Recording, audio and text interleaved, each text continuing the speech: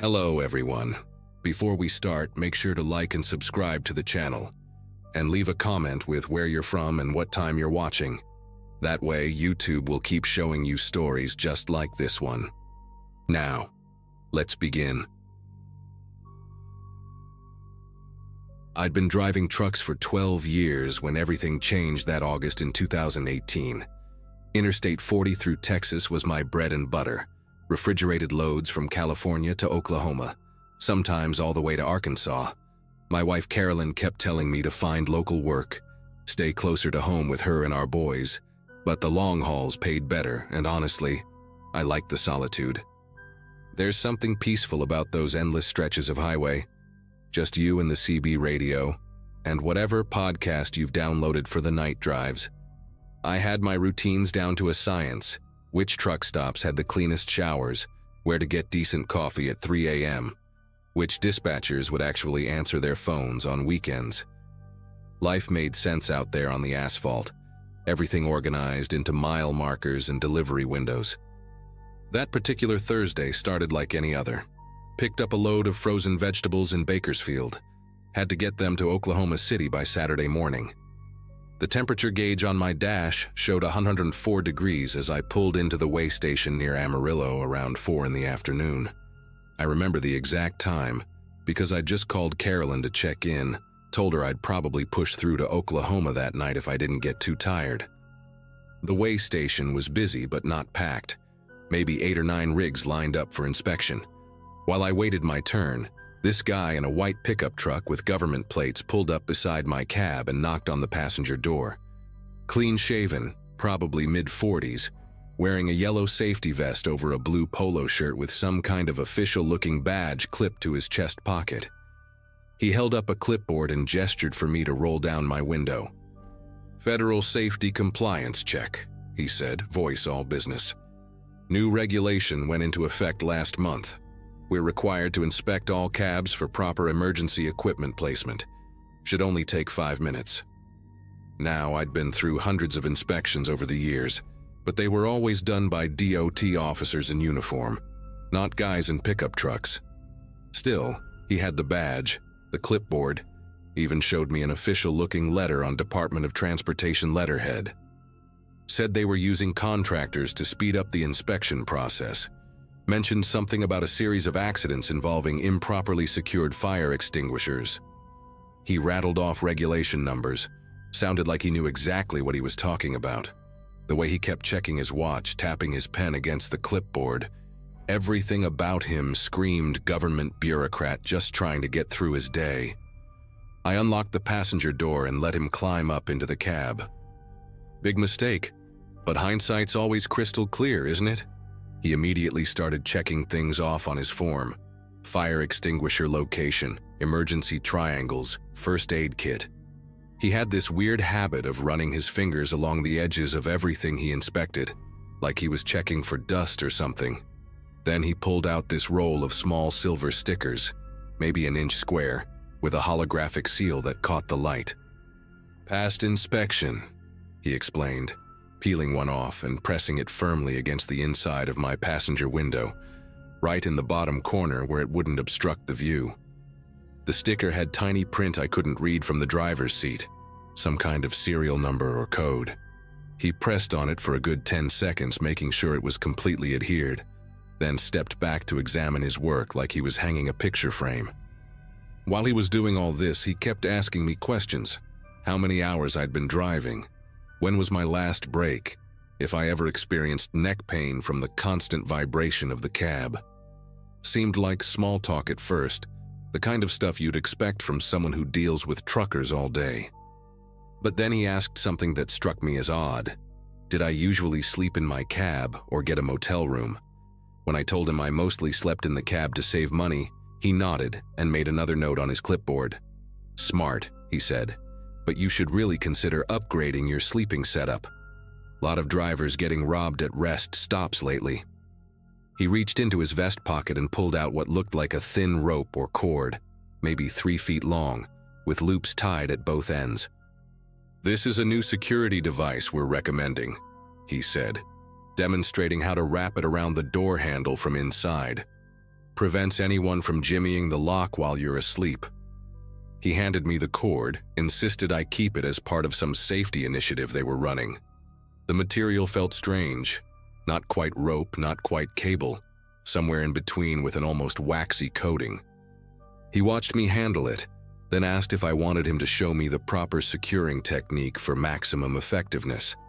Something about the way he said it, the way his eyes stayed fixed on my neck while he talked, made me deeply uncomfortable. I told him I'd figure it out myself, thanks, and that's when his whole demeanor shifted for just a second. His jaw clenched, his breathing got shallow, and he gripped his clipboard so tight his knuckles went white. But just as quickly, he recovered, gave me this practiced smile and said, "Suit yourself," before climbing back down from the cab. Watched him walk back to his pickup.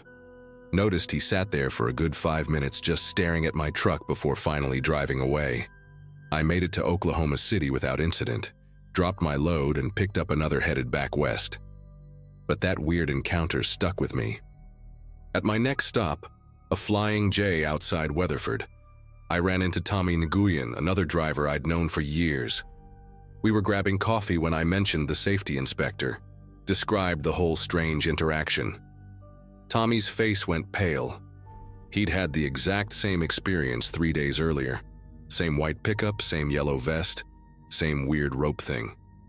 He'd actually let the guy demonstrate the securing technique and said the man had wrapped it around the cabin door handle, then suddenly yanked it tight, showing how it could also work as an emergency tourniquet if needed.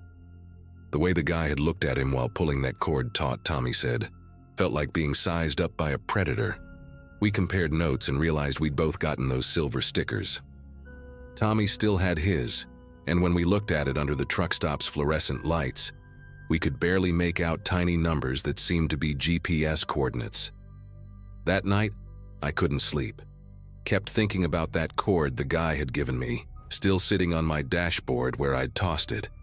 Around 2 a.m., I was scrolling through trucker forums on my phone when I found a thread that made me sit straight up in my bunk. "Anyone else meet a safety inspector in a white pickup?" Posted 2 weeks ago by a driver named Carl Brennan. The responses were scattered but consistent. At least 6 drivers had encountered this guy along I-40 through Texas and New Mexico. But here's what really got me.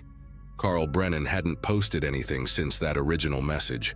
I searched his username, found he was a regular contributor, posted almost daily about routes and traffic conditions. Then nothing. Complete radio silence after mentioning the inspector. I found 2 other drivers in that thread who'd gone quiet around the same time. Guys who were previously active members of the forum. I spent the rest of that night researching, calling other drivers I knew, trying to piece together what was happening.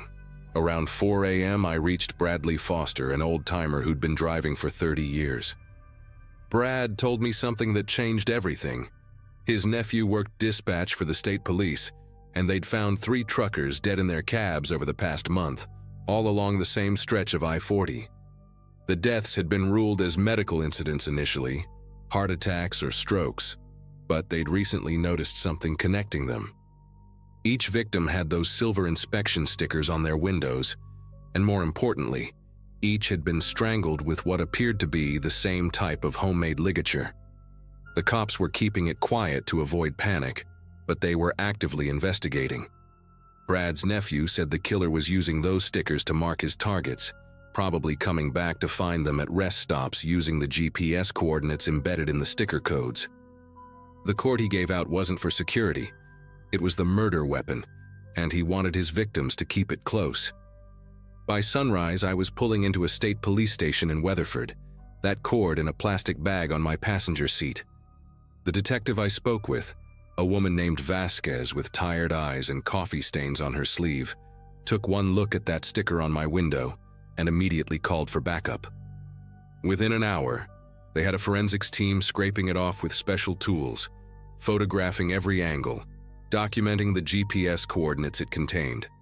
Detective Vasquez showed me photos of the other victims, all middle-aged men, all long-haul drivers, all found in their locked cabs with those cords wrapped around their necks. The killer had been climbing into their cabs while they slept, using his knowledge of their routines from the inspection questions to time his attacks perfectly. He knew which drivers slept in their cabs, knew they'd be alone, knew exactly when they'd be most vulnerable. What really got me was the last photo she showed. Carl Brennan, the driver from the forum, found 4 days ago at a rest stop I'd used dozens of times. They kept me at the station for hours, going over every detail of my encounter with the fake inspector. I helped them create a composite sketch.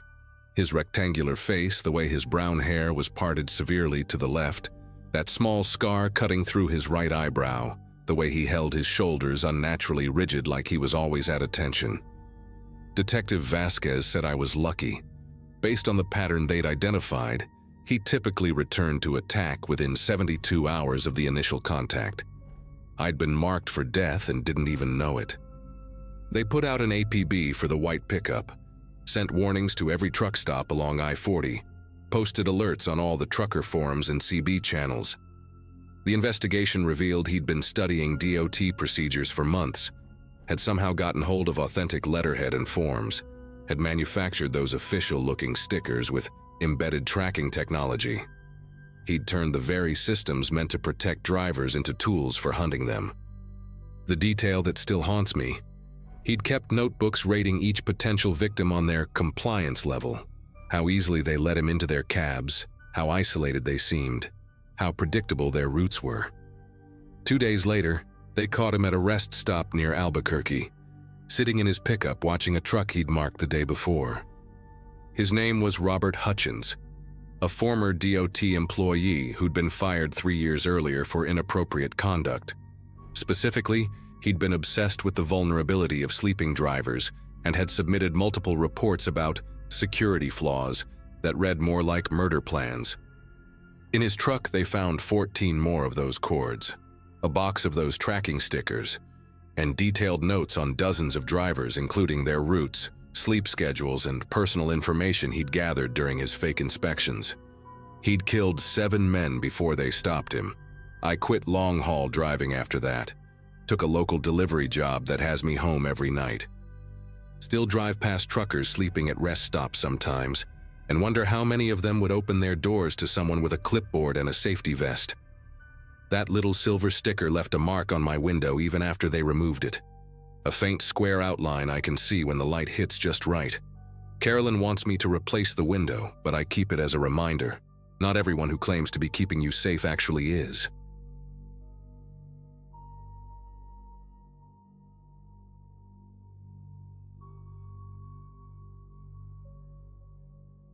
The 18-wheeler has been home for me and my wife Diane for the past 11 years, hauling everything from produce to electronics across the country. It was late September 2016 when things started getting weird on our regular Denver to Chicago run. We'd been doing that route twice a month for 3 years straight, knew every truck stop, every diner, every pothole on Interstate 80. Diane handled the paperwork and navigation while I did most of the driving, though she'd take over when I needed rest. We had a good system going, made decent money, and honestly loved the freedom of the open road. That Thursday morning when we pulled out of Denver with a load of sporting goods, the CB radio was buzzing with the usual chatter, weather updates, speed trap warnings, and that familiar gravelly voice we'd been hearing for months now. A driver who went by Nighthawk.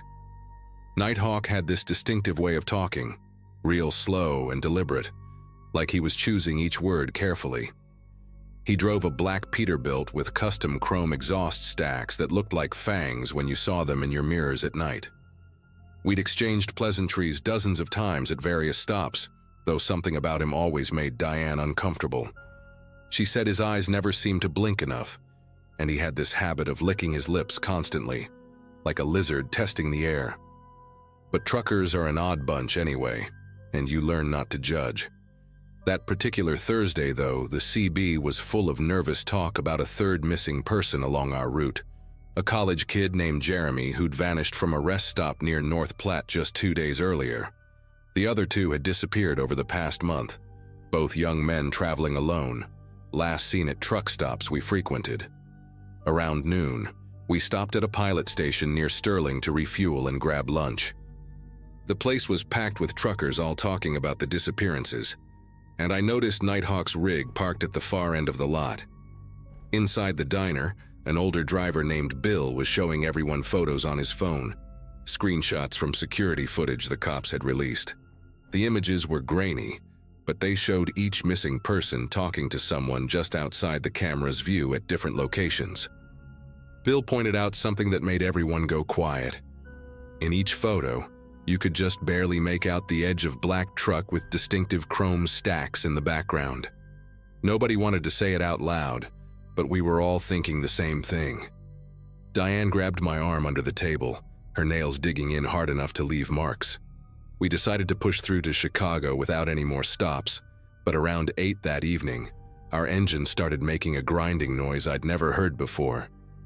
The temperature gauge was climbing fast, and I had no choice but to pull off at a small, mostly abandoned truck stop near Kearney.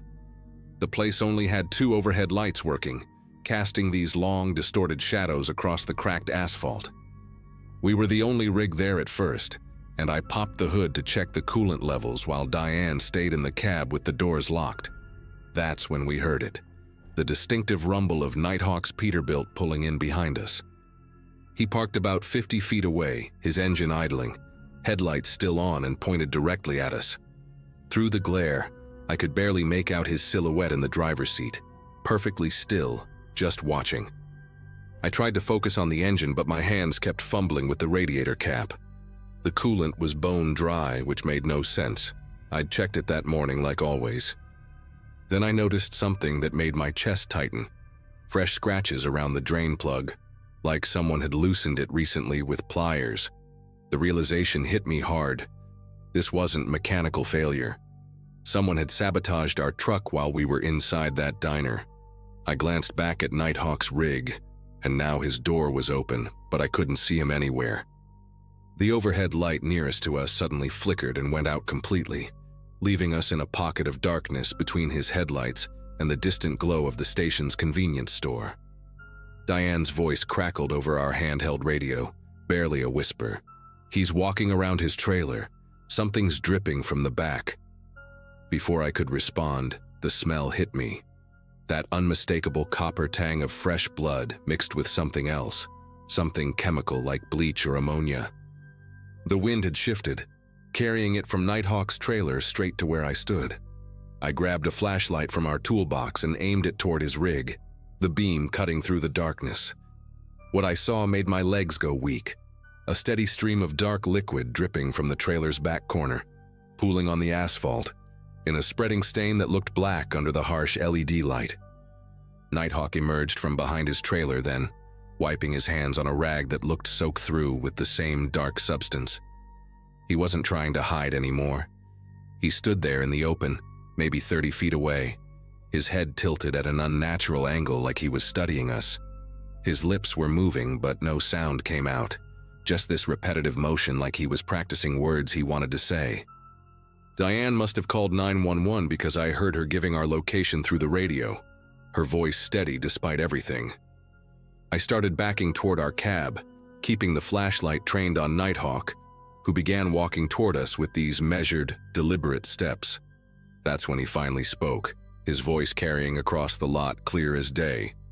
"You folks need some help? Awful dangerous being broken down out here at night. Lots of bad people on these roads." The way he said it, with this flat, emotionless tone while that blood kept dripping behind him, made every hair on my neck stand straight up. I reached our truck and yanked open the door, practically throwing myself inside. Diane already had our tire iron in her lap and the engine running. Apparently there was just enough coolant left to limp somewhere else. But Nighthawk was now standing directly in front of our truck, palms pressed against the hood. That same mechanical smile stretched across his face. He started walking around to my driver's side door, and that's when we heard them. Muffled sounds coming from his trailer, like someone pounding on metal from the inside. The sounds got louder, more desperate, and then we heard a voice, young and terrified, screaming words I couldn't quite make out. Nighthawk's expression changed instantly, the fake smile dropping into something cold and furious. He sprinted back toward his trailer, yanking something from his jacket. It looked like a syringe or maybe a small knife. Diane grabbed the gear shift, screaming at me to drive, just drive, anywhere but here. I slammed it into gear and floored it, clipping the edge of a concrete barrier as we tore out of that lot. In the mirrors, I saw Nighthawk standing in the middle of the road behind us, not chasing, just watching, getting smaller and smaller until the darkness swallowed him whole. The speedometer hit 90 as we flew down that empty highway, the engine screaming in protest, steam starting to pour from under the hood. We made it about 12 miles before the engine finally gave out completely, coasting to a stop on the shoulder near an overpass. Diane was already on the phone with the state police, giving them Nighthawk's description and location, while I kept watch through the mirrors, terrified we'd see those chrome stacks appearing in the distance. The police showed up within 15 minutes. Apparently our call wasn't the first they'd gotten. A trooper named Officer Walsh told us they'd been tracking similar reports for weeks but could never pin down the suspect. He radioed for backup to check that truck stop immediately, while another officer drove us to the nearest police station. We spent the next 4 hours giving statements, looking at photos, describing every detail we could remember about Nighthawk's rig, his face, that horrible dripping sound. Around 2 in the morning, Walsh came back with an update that made Diane break down crying. They'd found Nighthawk's trailer abandoned at the stop, the back doors wide open. Inside the trailer, they discovered a hidden compartment behind a false wall, equipped with restraints bolted to the floor and walls covered in scratch marks. The blood we'd seen was from Jeremy, the college kid who'd gone missing 2 days earlier. He was alive but barely conscious, severely dehydrated and showing signs of repeated drugging. They found personal items from at least 6 other victims hidden in various compartments, including the 2 other missing men from our route, and 3 more they hadn't even connected yet.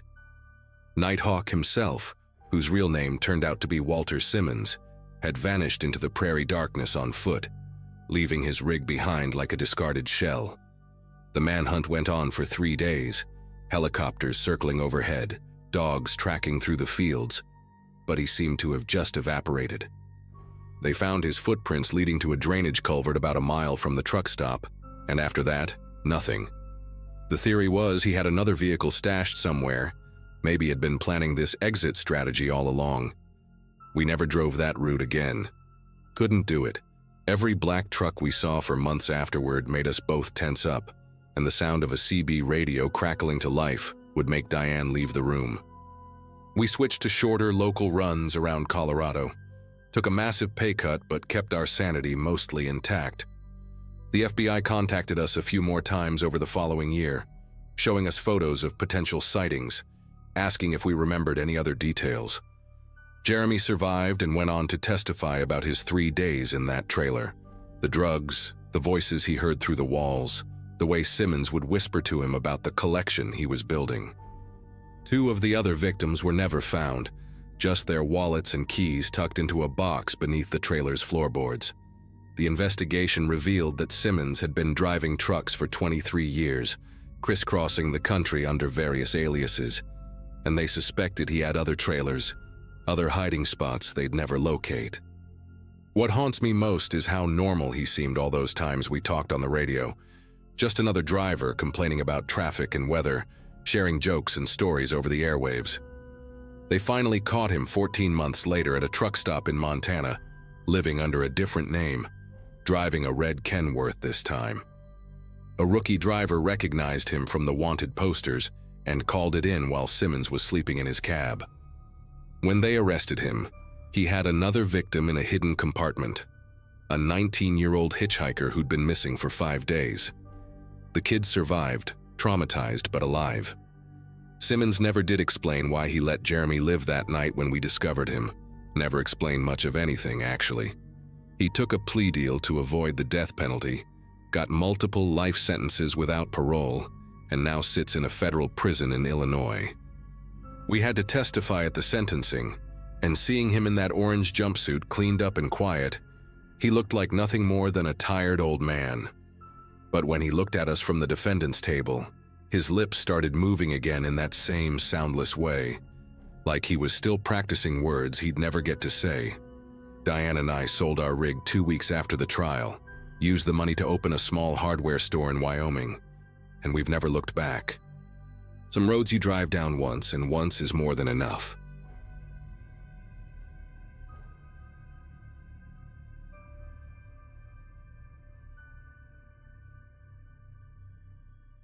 "3 years into driving 18-wheelers, and I thought I'd seen everything the road had to offer. I was hauling frozen seafood from Portland down to Phoenix that June in 2014. Just another routine run that paid $1,200. My Peterbilt had over 800,000 miles on her, but she still purred like a kitten when I needed her to. That Thursday afternoon, I'd already logged 7 hours behind the wheel, and federal regulations meant I needed to stop soon. The GPS showed a truck stop about 40 miles ahead in a town called Millbrook, right off Route 93 in Nevada. Never heard of the place before, but the reviews online said they had decent diesel prices and a clean shower facility, which was all I really needed after sweating through another desert crossing. I pulled into Millbrook Truck Plaza around 4:30 in the afternoon, and right away, the place gave me a weird vibe. Only 3 other rigs were parked in a lot that could easily hold 50, and the main building looked like it hadn't been renovated since the 70s. Faded yellow paint was peeling off the walls, and half the neon letters in the sign were burned out. But the diesel pumps were working, and that's what mattered. I maneuvered my truck to pump number 7, killed the engine, and climbed down from the cab. The heat hit me immediately. Had to be pushing 105 degrees. While the tank was filling, I decided to head inside for some water and maybe grab a sandwich for dinner. The automatic doors wheezed open, and the blast of air conditioning felt like heaven against my sunburned arms. The inside was even more depressing than the outside. Flickering fluorescent lights made everything look greenish and sick, and there was this smell, like old grease mixed with pine cleaner that hadn't quite done its job. The convenience store section had the usual stuff: chips, beef jerky, energy drinks, those little tree-shaped air fresheners. Behind the counter stood this guy who must have been in his early 40s, skinny as a rail with arms that seemed too long for his body. He had this bleached blonde hair that was thinning on top, combed over in a way that made it worse. His name tag said Vernon, and he was wearing a stained white tank top instead of any kind of uniform. The second I walked in, his eyes locked onto me and didn't let go. Not in the usual way guys sometimes stare. This was different, more calculating, like he was trying to memorize every detail about me. I grabbed a bottle of water from the cooler and a pre-wrapped turkey sandwich that looked at least somewhat edible, then made my way to the counter. Vernon smiled at me with teeth that were surprisingly white and straight, which somehow made everything else about him seem more wrong. "Afternoon, miss," he said, his voice higher than I expected, almost sing-song. "Don't see many lady drivers come through here. Where you headed, if you don't mind me asking?" I gave him the standard vague answer I always use. "South, got a delivery to make." But he kept pressing. "Phoenix, Las Vegas, Los Angeles. I got family all over. Might know some good spots for you to stop." His fingers were drumming on the counter. These long, pale fingers with nails bitten down to nothing, and he kept leaning forward like he was trying to close the distance between us. "Just passing through," I said firmly, pulling out my wallet to pay. He took my $20 bill, but instead of putting it in the register right away, he held it up to the light like he was checking if it was counterfeit. The whole time he kept talking. "You planning to park here tonight? We got plenty of space, real quiet, nobody bothers anybody out here." Then he did something that made my gut clench. He licked his thumb before counting out my change, maintaining eye contact the entire time. "I get off at midnight," he added, placing the coins in my palm one by one, his fingertips brushing against my skin longer than necessary. "Sometimes I walk around the lot, make sure everyone's safe, especially the ladies traveling alone. Can't be too careful these days, right?" The way he said ladies made me want to take a shower. I grabbed my stuff and headed for the door, but I could feel him watching me the whole way out. By the time I finished fueling up and found a parking spot, it was getting close to 6 in the evening.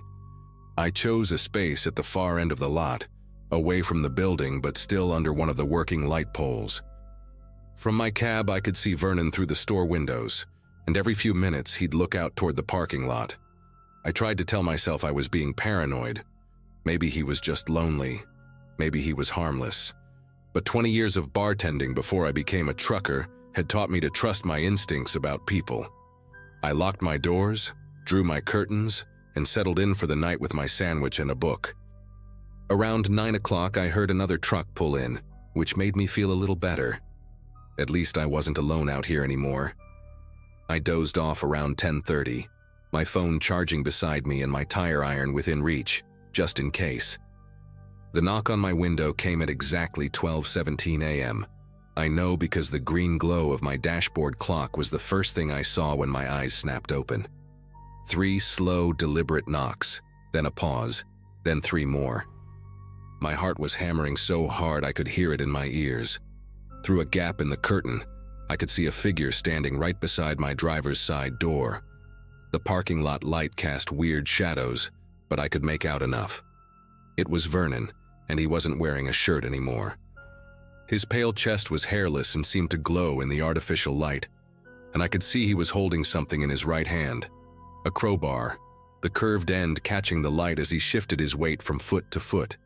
He knocked again, harder this time, and then he spoke, his voice muffled but still carrying that sing-song quality. "Hey there, lady driver. Saw your lights were off. You lonely out here? Thought you might want some company." I stayed absolutely still, barely breathing, praying he'd think I was asleep and leave. But Vernon wasn't giving up that easily. He started walking around my truck, dragging the crowbar along the side, making this horrible scraping sound against the metal. "I know you're awake in there," he called out, his voice getting louder. "Your curtain moved. Don't be rude now. I just want to talk." He completed a full circle around my rig, and when he got back to the driver's side, he pressed his face against the window. I could see his breath fogging up the glass, could make out those 2 white teeth in the darkness. "Come on, sweetheart. Open up. I brought us some beers. They're in my truck right over there." He pointed with the crowbar toward a beat-up Ford Ranger parked about 50 feet away that definitely hadn't been there when I'd gone to sleep. "We could have ourselves a real nice time. I've been thinking about you all evening, couldn't get you out of my head." My hand found my phone in the darkness, but when I tried to unlock it, my fingers were trembling so badly that I kept missing the numbers. Vernon must have seen the light from the screen because he suddenly got more aggressive. "Who you calling? The cops? Good luck with that, sweetheart. Nearest station is 45 minutes away. My cousin's the dispatcher anyway." He started trying the door handle, yanking on it hard enough to rock the whole cab. Then he moved to the passenger side and did the same thing there. When that didn't work, he went quiet for a moment, and that silence was somehow worse than all his talking. I finally managed to dial 911, but just like he'd said, the call wouldn't go through. No signal. Out here in the middle of nowhere, my phone was basically an expensive flashlight. I could hear him moving around outside, his bare feet slapping against the asphalt, and then came a sound that made my whole body go rigid, the hiss of air escaping from one of my tires. "Oops," Vernon called out, his voice full of fake concern. "Looks like you got yourself a flat. 2 flats actually, maybe 3 by the time I'm done. Gonna be real hard to drive out of here now, won't it?" I heard him move to another tire and I knew I had to do something. I grabbed the tire iron and my phone, using its flashlight to see, and quietly unlocked the passenger door. My plan was simple: get out on the opposite side from where he was, run to that other truck I'd heard earlier, and bang on their door until they helped me. But when I cracked the door open and looked out, my heart sank. The other truck was gone. The lot was completely empty except for me and Vernon. I pulled the door shut as quietly as I could, but he heard it.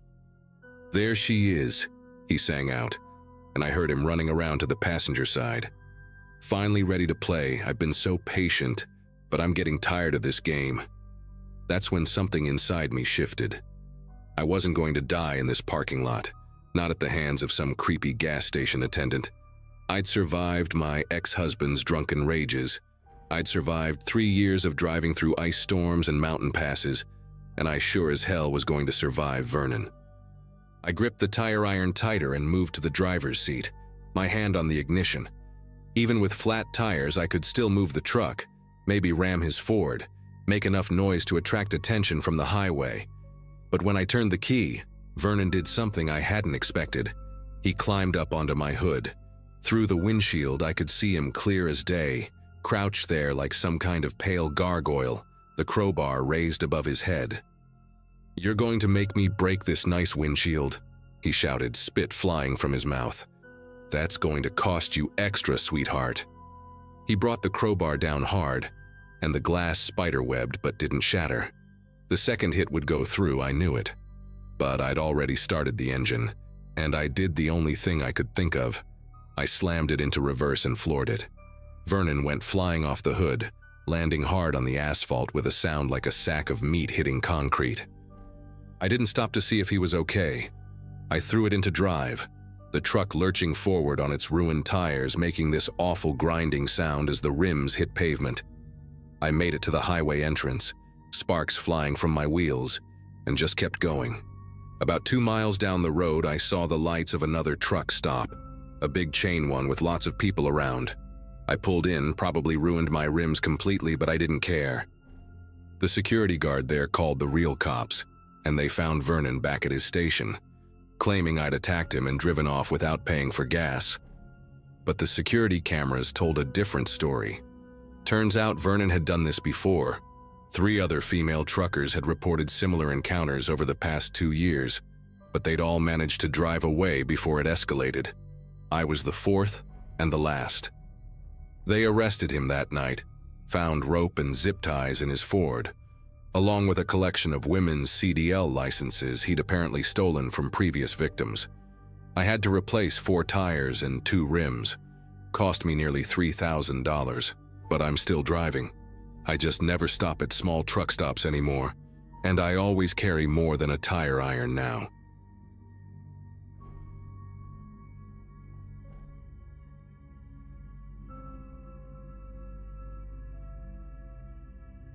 The fog was eating up Highway 278 that October night in 2022, making the Alabama backwoods feel like driving through milk soup. I'd been hauling furniture from Mississippi to Atlanta for about 15 years by then, knew every pothole and speed trap between Birmingham and the Georgia line. My Peterbilt's cab had all the usual trucker decorations, pictures of my wife Nancy and our boys taped to the visor, an Elvis bobblehead my youngest got me, and my mother's old rosary swinging from the rearview mirror. That Tuesday started bad with a blown tire near Tupelo that put me 3 hours behind schedule, and by the time I hit that empty stretch of 278, the dashboard clock showed 2:47 a.m. in bright green numbers. The temperature had crashed from 70 to 40 degrees in less than an hour, turning the humid air into a wall of white mist that my high beams could barely punch through. She appeared right at the edge of where my lights reached, maybe 50 feet ahead on the passenger side, just inside the tree line. Couldn't have been older than 17, wearing what might have been a nightgown once, but now hung in shreds off her skinny frame, one shoulder completely exposed. Her dark hair was matted with leaves and dirt, hanging past her waist in thick clumps, and both her arms were waving above her head in that panicked way that hits you right in the gut. Her mouth was open like she was screaming, but I couldn't hear anything over the diesel engine. The way she moved, jerky and desperate, like a person drowning in air, made me hit the brakes hard enough to throw my coffee thermos against the windshield. My first instinct was to grab the .38 I keep under my seat. 15 years of night driving teaches you to be careful about roadside situations. But this girl, she had tears cutting clean lines through the dirt on her face, and her bare feet were bleeding, leaving dark prints on the wet asphalt as she stumbled toward my truck. I rolled down the passenger window about halfway, keeping one hand near my phone. "You hurt? You need help?" I called out, but she just kept waving and pointing back toward the woods, her mouth moving in words I couldn't make out. Then she did something that made every hair on my arm stand up. She suddenly dropped to her knees right there on the road shoulder and started clawing at the gravel with her fingernails, digging like a dog trying to unbury something. The fog swirled around her in patterns that didn't match the wind, and I swear the temperature dropped another 10 degrees in seconds. I grabbed my phone to call 911, but she must have seen the movement because she jumped up and ran straight at my truck, slamming her palms against the passenger door. Up close, I could see her lips were blue-purple, like someone who'd been in cold water too long, and there were these strange marks around her wrists. Not quite cuts, more like indentations, perfectly circular and evenly spaced. She kept mouthing the same thing over and over, and finally I could read her lips. Others. There are others. Then she spun around and sprinted back toward the trees, disappearing into the darkness between two massive oak trees that looked like they'd been there since before the Civil War. I sat there for maybe 30 seconds, engine idling, trying to process what I'd just seen, before I grabbed my phone and dialed the state police. The dispatcher, a woman with a thick Montgomery accent, took my location and said units were 20 minutes out. 20 minutes feels like hours when you're sitting alone on a dark highway, wondering if that girl needs help right now. I couldn't just wait. I pulled my truck onto the shoulder, grabbed my mag light and the crowbar I keep behind the seat, and headed toward those two oak trees where she'd vanished. The ground was softer than it should have been for October, almost spongy under my boots, and there was this smell, like wet pennies mixed with antifreeze. About 30 feet into the woods, my flashlight caught something that shouldn't have been there. A blue tarp stretched between several trees, and underneath it, a hole in the ground about 4 feet wide with wooden planks around the edges like an old well. But this wasn't any well.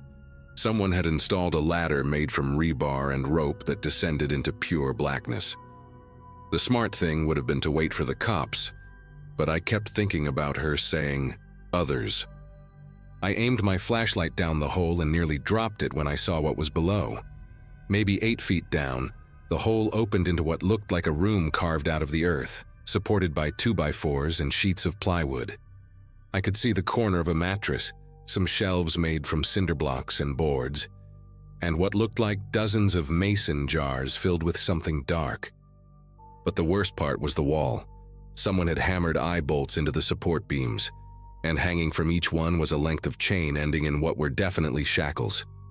The metal was shiny, recently used, not a speck of rust on them. I was backing away from the hole when I heard branches snapping behind me, heavy footsteps moving fast through the underbrush.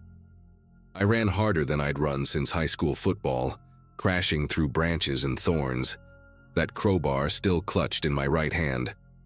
Behind me, the footsteps stopped abruptly, but I didn't slow down until I burst out of the tree line and saw my truck's running lights. The state police showed up 12 minutes later, 2 cruisers and then a whole parade of vehicles including FBI, search and rescue, even a forensics van from Mobile. They found the bunker exactly where I said it would be, along with evidence that at least 6 people had been kept down there recently. The mattresses were stained with blood and other fluids I don't want to think about, and those mason jars, full of teeth. Human teeth sorted by type, molars in some, incisors in others like someone was collecting them. They brought in cadaver dogs and excavators, worked that site for 3 days straight. Never found any bodies, but they found more rooms connected by narrow tunnels spreading out under the forest floor like cancer. The story made the news for about a week. Trucker discovers possible human trafficking site and all that. But they never found the girl I'd seen or whoever had been chasing me through those woods. The FBI agent in charge, a guy named Fitzgerald with eyes like a dead fish, told me I'd probably saved lives by calling it in when I did. They found fresh food down there, milk that hadn't expired yet, prescription bottles with dates from just days before. Someone had been living in that underground maze, keeping people in those chains, and they'd cleared out fast. What didn't make the news was what happened next, and why I'm writing this down now, trying to make sense of it all. Because 3 weeks after that night on Highway 278, things got personal, in a way that still makes me check my mirrors more than I should. The first text came while I was fueling up at a love station near Meridian. My phone buzzed with a number I didn't recognize. No area code, just 10 zeros. The message read, "Douglas Brennan, Peterbilt 579. License Alabama JKR 8823. You should have kept driving. My full name, my exact truck model, my plate number that I'd just renewed 2 months prior. I showed it to the station manager, thinking maybe it was some kind of scam, but he just shrugged and said truckers get weird messages all the time. The second text came that same night while I was sleeping in my cab at a rest stop. The girl wasn't lost. She was bait. Stop talking to the badges. This time there was a photo attached. Me, taken from behind while I was walking into the FBI field office in Birmingham the week before. Whoever took it had been close enough that I could see the coffee stain on my flannel shirt. By the end of that week, 4 other drivers from my company had gotten similar texts. All of them had driven that stretch of 278 in the past month, and all the messages had their real names, truck details, even their home addresses. One driver, Kevin Garrett, got a video of his daughter walking out of her elementary school in Huntsville. Another guy, Paul something or other, received a close-up photo of his wife's car parked at her job, with a message saying, "Beautiful family. Shame if they traveled alone." We all reported it to the FBI, but Fitzgerald just said they were investigating and told us to vary our routes, stay alert. Easy for him to say. He wasn't the one pulling loads through Alabama back roads at night, jumping every time his phone buzzed, wondering if whoever had been keeping people in chains underground was now watching him eat at truck stops, sleep at rest areas, call his family from empty parking lots. The last text I got was different from the others. It came on a Wednesday morning while I was home with Nancy and the boys, trying to pretend everything was normal. Just coordinates, 33. 5186 degree N, 85.7801 degree Lulu, and 2 words, "She's waiting." I plugged those numbers into my GPS and they led to a spot about 2 miles from where I'd seen the girl, deeper in the same forest. Part of me wanted to ignore it, delete the message, maybe even change careers and never drive a truck again. But I kept thinking about that girl's blue lips, her bloody feet, the way she'd mouthed others with such desperation. That afternoon, I told Nancy I was going to the hardware store, but instead I drove out to those coordinates with my .38 loaded and the FBI field office on speed dial. The location was an old logging road, overgrown with kudzu, barely wide enough for a pickup truck. At the end of the road was a cleared area with a single unmarked white van, windows painted black, engine running but nobody inside. On the driver's seat was a manila envelope with my name written in careful block letters. Inside were photographs, dozens of them. The girl I'd seen that night, but in different clothes, different ages, going back maybe 5 years. In some, she was smiling, looked healthy, normal. In others, she was with different people, always in wooded areas, always wearing that same expression of practiced distress. The last photo showed her sitting in what looked like a diner booth, wearing regular clothes, drinking a milkshake, and laughing at something off camera. On the back, someone had written, "Ashley performs 3 times a week. Good drivers stop. Curious drivers dig deeper. Stupid drivers become problems. Which one are you?" I left everything exactly where I found it, drove straight to the FBI office, and handed it all over to Fitzgerald. 2 days later, he called to say the van was gone. The logging road showed no tire tracks, and the photos I'd given him were just blank paper. That was 8 months ago, and I haven't driven Highway 278 since.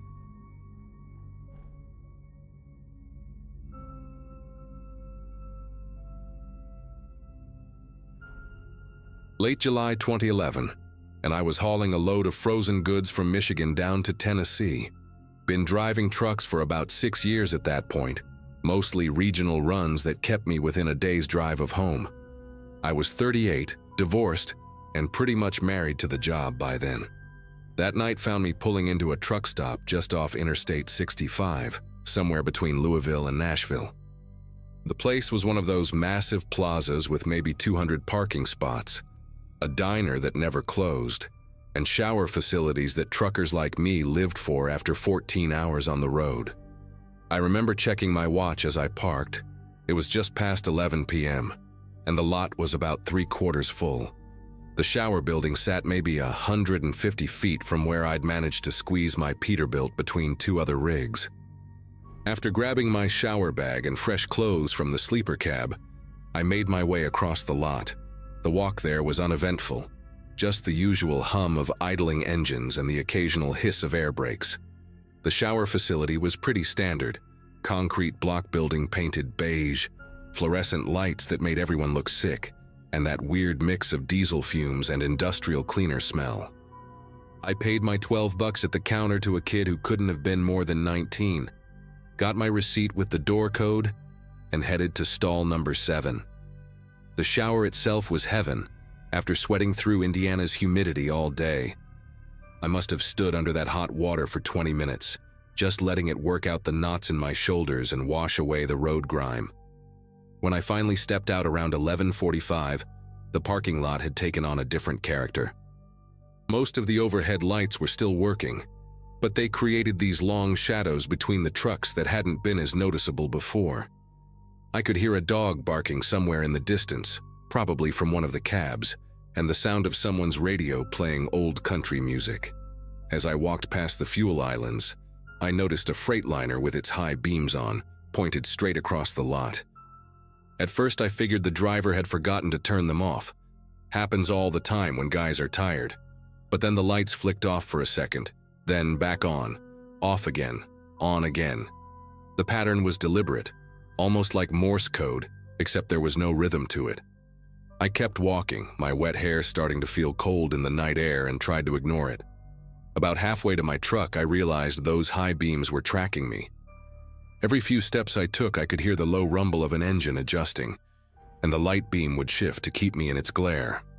The Freightliner was actually turning, just slightly, repositioning itself as I moved through the lot. My truck was still 4 rows away, and I had to weave between other rigs to get there.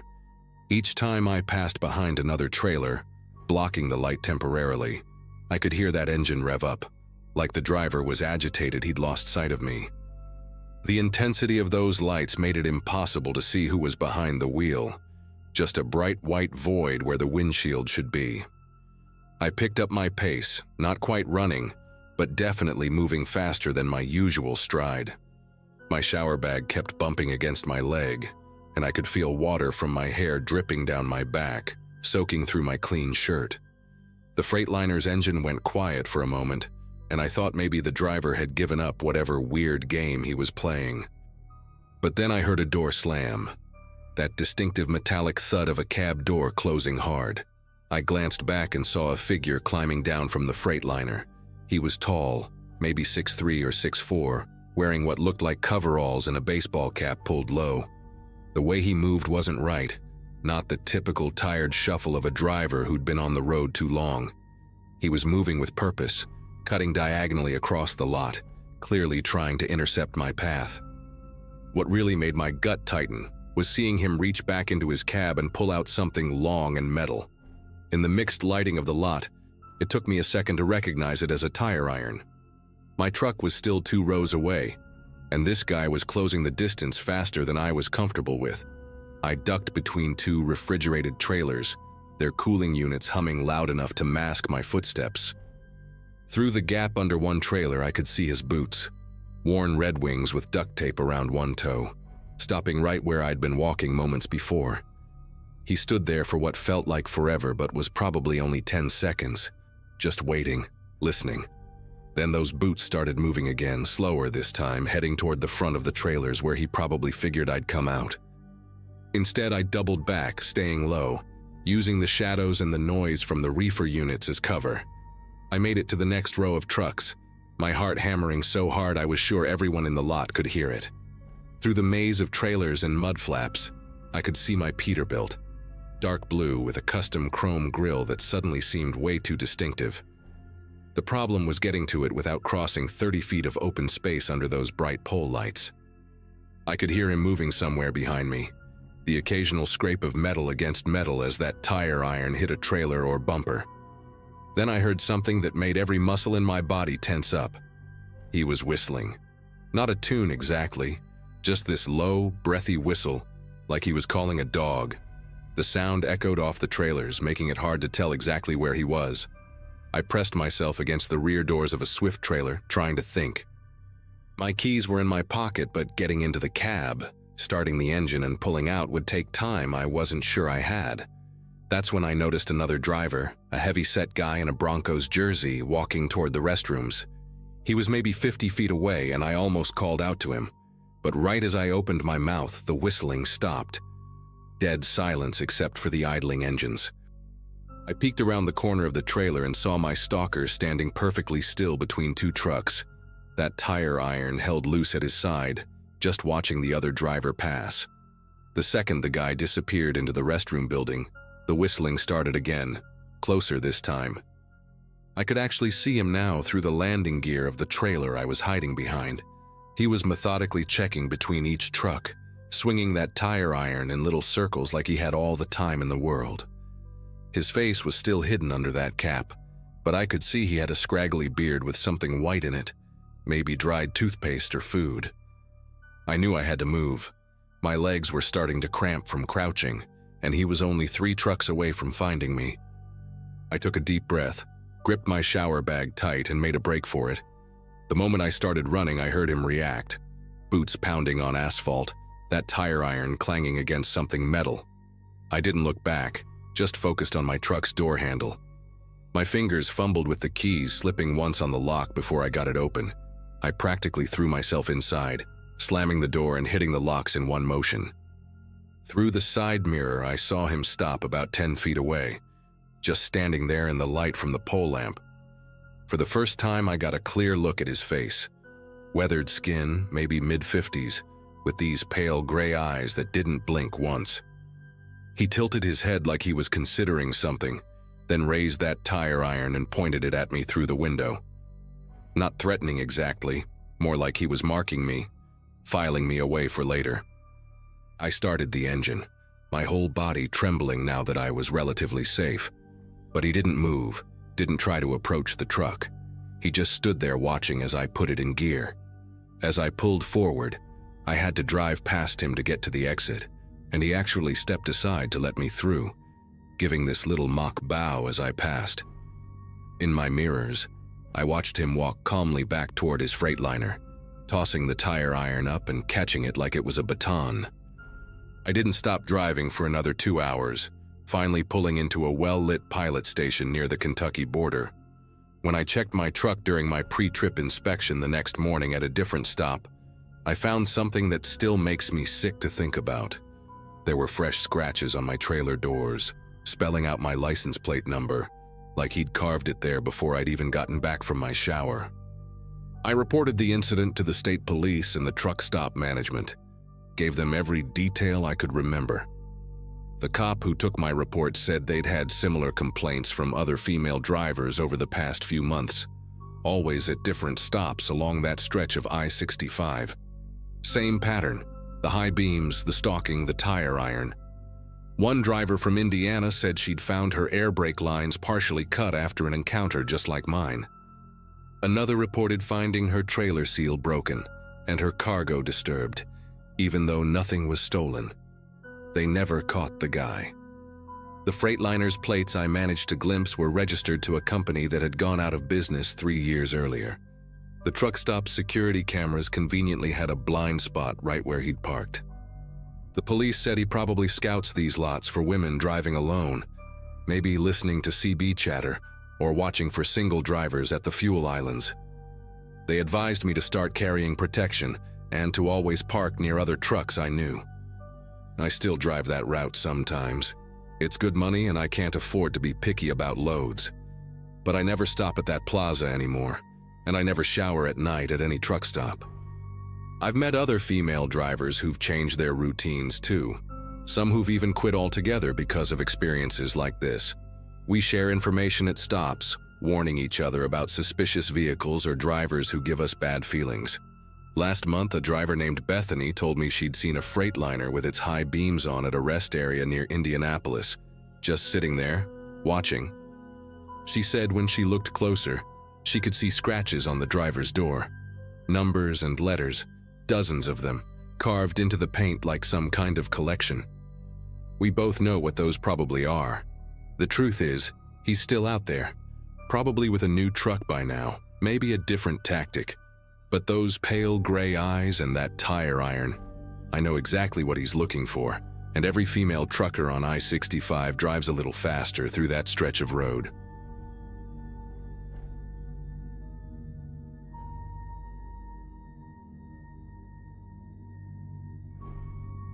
"23 years behind the wheel of an 18-wheeler, and I thought I'd seen everything the road could throw at me.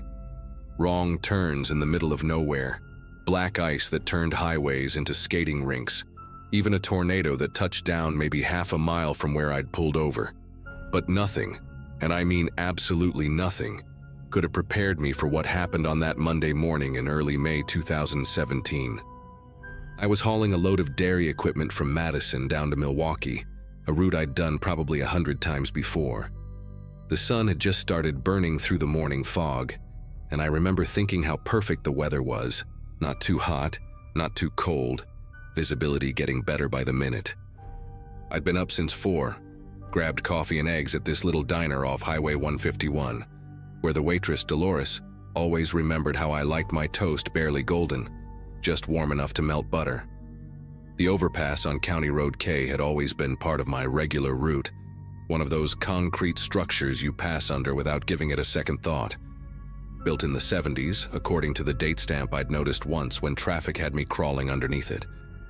That morning I was doing about 55, keeping it steady, when I heard this sound. Like somebody dragging a massive chain across concrete, but deeper, more guttural. The whole cab started vibrating in this weird, rhythmic pattern that didn't match the engine or the road surface.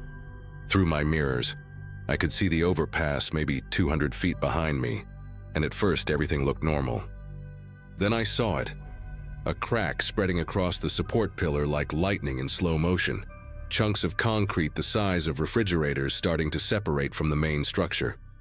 My first instinct was to hit the gas, get as much distance as possible between me and whatever was about to happen back there. But here's where everything went sideways, literally. The road beneath me wasn't just road anymore. It was moving, tilting at this impossible angle that made no sense to my brain. You know that feeling when you're on a boat and a big wave hits? Multiply that by 1,000, except you're in a 40-ton vehicle going 55 miles per hour. The asphalt was cracking, splitting open like the earth had decided to yawn, right there under my wheels. I could hear the trailer behind me groaning, metal twisting in ways it was never designed to twist. Through my passenger side mirror, I watched the overpass just fold. Not collapse, not crumble. It folded in on itself like someone had scored it down the middle and bent it backwards. Cars that had been crossing above were sliding off the edges, and I'll never forget the sound of all that weight hitting the ground, like thunder that wouldn't stop rolling. My rig started jackknifing, the trailer swinging out to the left while the cab kept trying to go straight. The steering wheel was useless at that point. Might as well have been trying to steer a shopping cart down a waterfall. Everything in the cab went airborne. My logbook, coffee mug, the little wooden cross my daughter had given me for good luck, all of it floating for this surreal moment before gravity remembered its job. The windshield spider-webbed but didn't shatter, and through all those cracks I could see the ground coming up fast, except it wasn't where the ground was supposed to be. We were falling, the whole rig and me, falling through what used to be solid highway. The altimeter on my GPS was going crazy, numbers dropping like a countdown, and I remember thinking, this is it. This is how it ends. Not in some dramatic movie scene, but on a Monday morning hauling dairy equipment, while Dolores is probably still pouring coffee for the breakfast crowd. The impact came in stages. First, the front wheels hit something solid. Turned out to be a support beam that had fallen horizontally across the gap. The whole cab pitched forward so violently that my seatbelt felt like it was trying to cut me in half. Then came the second hit when the trailer caught up, slamming into the back of the cab with enough force to blow out the rear window. Glass showered everywhere, and I could taste copper in my mouth, bit my tongue nearly clean through without realizing it. The engine was screaming, still trying to run even though we were suspended at this insane angle, nose down, maybe 30 feet above what used to be the roadway below. I could smell diesel fuel leaking, hear it splashing somewhere beneath me. and all I could think about was those safety videos they make you watch about fuel fires, and how you've got maybe 90 seconds to get out before everything goes up. My door was jammed against a massive chunk of concrete, wouldn't budge no matter how hard I kicked. The passenger door was my only option, but it meant climbing across the cab while hanging in my seatbelt like some kind of demented jungle gym. Every movement made the whole rig shift and groan, pieces of the collapsed overpass still falling around us, bouncing off the trailer with these hollow metallic gongs. I managed to get the passenger door open. It swung out and down, hanging into empty space. Below me, I could see twisted rebar sticking up like giant metal thorns, chunks of concrete the size of compact cars, and somewhere in all that mess, other vehicles that hadn't been as lucky as me. That's when I heard her. A woman's voice coming from one of those cars, screaming for help. Not panicked screaming, but deliberate, measured calls, like she was trying to conserve energy. Made the whole thing real in a way that my own situation hadn't quite registered yet. Getting out meant letting go of everything I knew about safety and just trusting physics I didn't understand. I unclipped my seatbelt while bracing against the steering wheel, immediately sliding toward the passenger door. My work boots found purchase on the center console, then the door frame, and I basically had to spider crawl out while the whole cab swayed like a drunk trying to stand still. The metal was hot from friction, burning through my gloves, and I could feel the truck shifting with every pound of pressure I put on different spots. Once I got outside, standing on what was technically the passenger door while holding onto the mirror mount, I could see the full scope of the disaster. The overpass hadn't just collapsed, it had taken out a section of the highway maybe 300 feet long.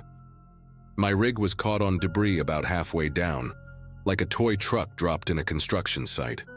Above me, people were gathering at the edges of the intact road, some filming with their phones, others shouting down asking if I was okay.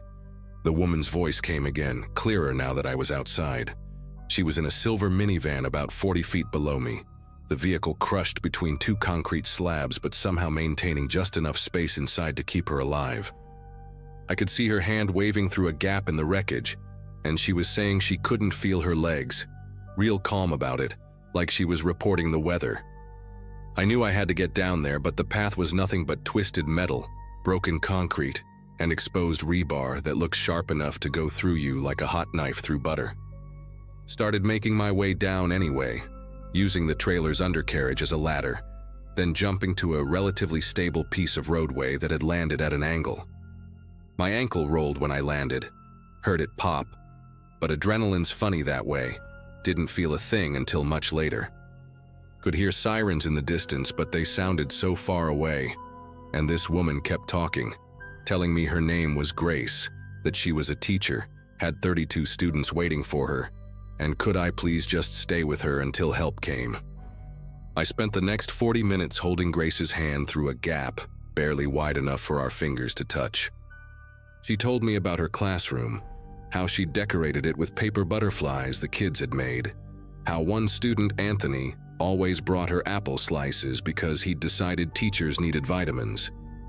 Her voice would fade sometimes, and I'd squeeze her fingers, tell her about my roots, the weird things you see at 3 in the morning on empty highways. A guy in a tuxedo walking a peacock on a leash, a broken piano sitting perfectly centered in the middle of the road like someone had placed it there on purpose. Anything to keep her talking, keep her conscious. The diesel smell was getting stronger, and I could see fluid pooling under several vehicles. Other survivors were emerging from the wreckage. A family of 4 from a crushed SUV, all miraculously able to walk, and an elderly man who kept asking what year it was, blood running down his face from a gash that looked like someone had unzipped his scalp. We formed this bizarre little community in the ruins, helping each other, sharing water from a cooler someone had pulled from their destroyed car. First responders finally rappelled down about an hour after the collapse. Watching them work was like watching a choreographed dance.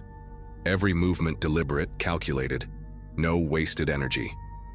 They got Grace out using the jaws of life, and I'll never forget the sound those tools make, like giant metal teeth chewing through a tin can. She was conscious the whole time, Even managed to squeeze my hand one more time before they lifted her into the basket. The paramedic who checked me out said my ankle was broken in 2 places, had been walking on it for almost an hour, and asked if I was some kind of superhuman. Told him no, just a truck driver who needed to help someone. They hauled my rig out 3 days later, took 2 massive cranes working in tandem. The cab was twisted beyond recognition, the trailer split open like a cracked egg.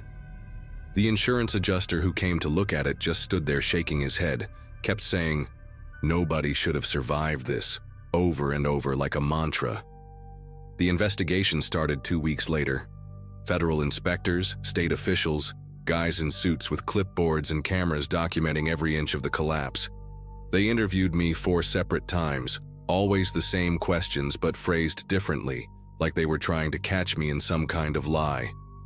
Did I notice anything unusual about the overpass before? Had I felt any vibrations on previous trips? Was I carrying more than my permitted weight? The answers were always no, no, and definitely no. My load was actually underweight that day, had all the paperwork to prove it. Then one inspector, a woman named Jimenez with eyes that looked like they'd seen too much, pulled me aside after the 3rd interview. She couldn't say much, legal reasons, but she told me to pay attention to the news in the coming weeks. Said sometimes the real horror isn't what happens, but why it was allowed to happen. I didn't understand what she meant until the story broke about Harbor Construction, the subcontractor responsible for maintaining that stretch of infrastructure. Turns out Harbor Construction had been filing inspection reports for bridges and overpasses they'd never actually inspected.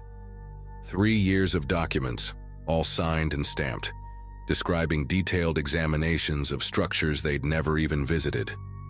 The owner, a guy named Christopher Lawson, had been pocketing the inspection money while paying some kid fresh out of community college to fabricate the reports using Google Earth images and weather data to make them look authentic. The overpass that collapsed.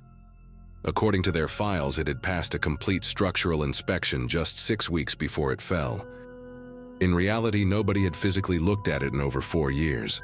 The support pillar that failed had been slowly deteriorating from water damage and freeze-thaw cycles, cracks spreading through the concrete like cancer. If anyone had actually bothered to look, to really look, they would have seen it. Grace ended up paralyzed from the waist down. 3 people died in cars I never even saw, all because somebody decided their profit margin was worth more than doing the job they were paid to do. Lawson got 8 years in prison. The families got settlements. I got a new rig and nightmares that still wake me up sometimes, that sound of concrete tearing apart playing on repeat. But I'm driving again. Same routes, different bridges, and you better believe I look at every single overpass differently now.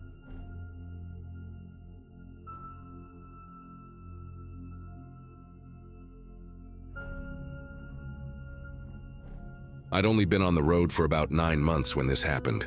Still green enough to feel cautious about every unfamiliar stop, but comfortable enough behind the wheel to believe I could handle myself. I'd taken a late load heading east through Missouri, hauling refrigerated goods to a chain store in a town I'd never even heard of. The trip was uneventful until around 2:30 a.m., when I pulled into a rest stop off the highway. I remember thinking it looked oddly deserted for that hour. No idling engines, no movement, just a dimly lit parking area and the distant hum of insects in the trees lining the lot. It wasn't my first time sleeping in the cab, and I'd gotten used to the routine. Parked near the lights, doors locked, keys in easy reach. I slid into the sleeper and pulled a hoodie over my head to block the glow from the overhead lamps. I think I'd just started to drift when I heard a knock. Not sharp or desperate, just a few steady raps on the driver's side door. I peeked through the curtain and saw a man standing there, maybe mid-40s, wearing a navy work shirt and cargo pants stained around the knees. He had this upright posture, like he was trying not to look impatient. I cracked the window an inch and asked if everything was all right. He said he was another driver, parked 2 spots over and needed help with a heavy box in his cab. Said he tweaked his back earlier unloading and couldn't lift it alone. I glanced over to where he pointed. There was indeed a truck there, dark red, older model with no visible company markings. No lights on, no engine running. I told him I wasn't comfortable leaving my truck, especially in the middle of the night. He didn't argue. He just stood there a second longer, gave me this tight nod and turned away. I waited until he was out of sight before I locked everything back up, and for a while I just sat there listening. I expected to hear his engine kick on, maybe the thump of his doors shutting. But there was nothing, no movement, just that same weird stillness like the whole place had gone hollow. After maybe 10 minutes of silence, I started to feel like I was being watched. Not in the paranoid way, but in the subtle, creeping way that makes your spine draw tight without knowing why. That's when I noticed something in my mirror. His truck had moved. It was now parked directly behind mine, just a few feet off my bumper. I hadn't heard it move. No headlights, no engine rumble. Nothing. Just silence. And suddenly, he was there. The red truck sat at a slant, blocking the only clear path I had out of the lot. I turned off my dome light and stayed low in the sleeper, watching from the shadows behind the curtain. A minute or two passed before I saw him again. He stepped out of his cab and walked a slow circle around both trucks like he was thinking, or waiting. His walk was deliberate, not rushed, not casual, just methodical, like he had all night. My truck was still running, so I slipped quietly into the driver's seat without turning any lights on. The guy disappeared behind my trailer for a second, and that's when I seized the chance. I threw it into drive and jerked the wheel hard left, aiming for the grassy strip that separated the truck lot from the car section. It was bumpy, uneven terrain, but the rig handled it better than I thought it would. I heard the trailer scrape something, maybe a concrete divider, but I didn't care. I just needed distance. As soon as I hit pavement again, I gunned it. I didn't even look back until I reached the next on-ramp, where I pulled into a gas station that was brightly lit and full of cars. I parked near the front, under a floodlight, and sat there with the engine humming and the doors locked. I wasn't shaking or crying. It wasn't that kind of fear. It was more like a hard, cold alertness that pressed down on everything. I couldn't stop thinking about how easily that could have gone differently if I'd stepped out, or if I'd fallen back asleep. I stayed there until the sun started coming up.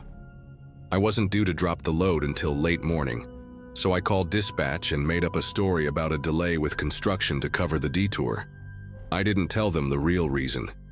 It felt too strange to explain, and I didn't want to sound like I'd panicked over nothing. Still, something about that rest stop stuck with me. A few days later, I was at a different terminal, talking with an older driver I'd met once before, and he mentioned that stretch of highway. Said it gave him bad vibes. I asked why, and he told me 2 guys had gone missing from that same rest stop about a month back. No sign of them. Trucks abandoned, no footage, just gone. That hit me harder than I expected. I hadn't told him anything about what happened to me. I hadn't told anyone. But hearing that, it glued everything into place. That guy at the rest stop wasn't just looking for help with a box. He had a plan. He'd done it before, and he was patient enough to wait around for hours, banking on me being tired enough, trusting enough, to step out of my cab. Maybe he thought I'd eventually crack, or maybe he was just playing the odds. Either way, I didn't like how close I came to being one of those missing drivers. I looked up the news when I got home, digging through local reports.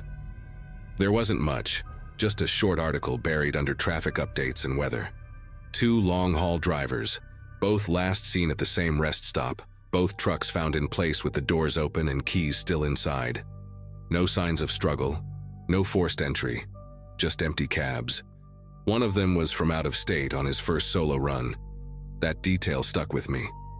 I thought about his family, how they probably expected him home in a few days. How maybe all it took was a guy with a clean shirt and a calm voice. After that, I stopped sleeping at rest stops completely. I only pulled into truck plazas with cameras, lights, and people. And even then, I never left the cab unless it was broad daylight. I upgraded the locks on both doors and got a steel baton I kept wedged beside the seat. Every time I parked, I backed into a spot with a straight exit path and checked all my mirrors twice. It wasn't paranoia, it was math. That guy had probably done this more than twice, and I just happened to be the one who didn't take the bait.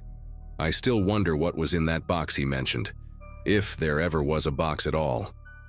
Part of me thinks it was just something to say, a way to lure someone close enough. But sometimes, in those quiet moments on the road, I picture him standing in the dark, holding something heavy in his arms. Not a package, not freight, just something he needed help carrying. And I remember how easily I could have said yes.